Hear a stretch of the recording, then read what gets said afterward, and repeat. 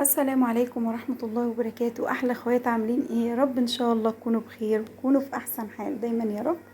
النهاردة هعمل معاكم تحلية سريعة جميلة جدا ان شاء الله. طعمها حلو قوي، حلوة في الصيف وحلوة في الشتاء.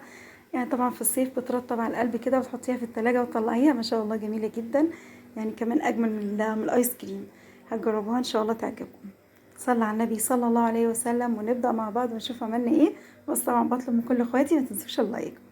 يلا بينا كده مع بعض. كده انا حطيت الاول خالص 6 معالق زبده. ممكن تحط سمنه وممكن تحط زبده على زيت، بس طبعا الزبده بتكون طعمها اجمل كمان.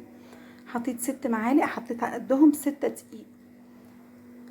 وهنا طبعا بفضل اقلب فيه لحد ريحه الدقيق كده ما تطلع معايا، اشم ريحه الدقيق. بعد كده هنزل عليهم ب6 كوبايات حليب.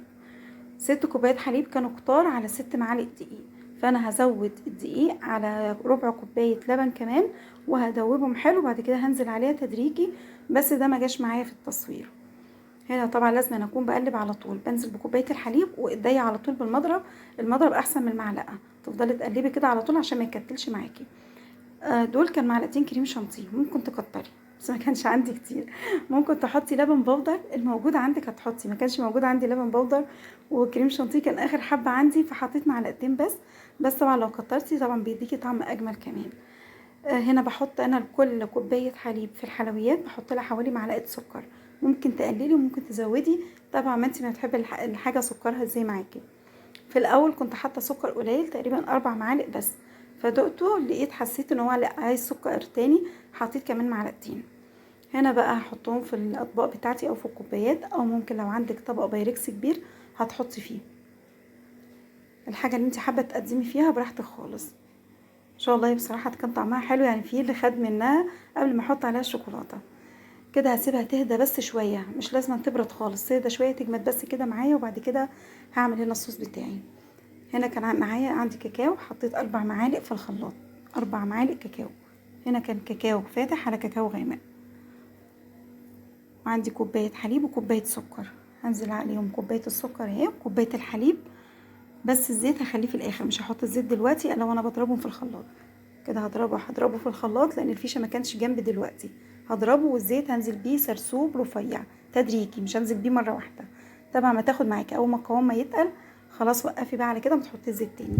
اتبقى معايا حوالي اقل من ربع كوبايه زيت. القوام بتاعه ده كان مناسب.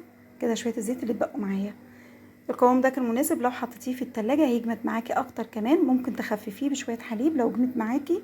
لو حطيتي الشوكولاته دي في التلاجة شويه وحبيتي تحطيها على اي حاجه تقدميها عليها خففيها بشويه حليب لو جمدت معاكي. بس هي كده قوام معايا كان مناسب.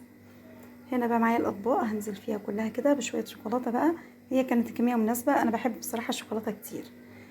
هي كانت كده اتمسكت، يعني مسكت نفسها كده شويه الكريمه بتاعتي.